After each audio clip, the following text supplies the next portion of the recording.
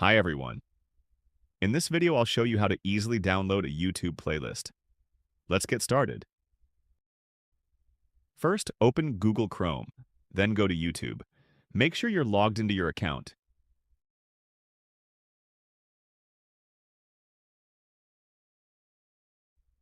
Use the search bar to type your keywords. This could be music, tutorials, or courses. Click on the playlist you like. Click the three dots on the playlist. Now choose Save to Library. This helps you access it later. Go back to the YouTube homepage. Click Library from the left menu.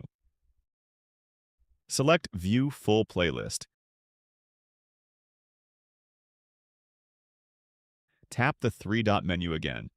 Now click Download. You'll see the videos start downloading. Super easy, right? That's how to download playlists on your PC. Got any questions? Let me know in the comments. Don't forget to like and subscribe. Have a good one.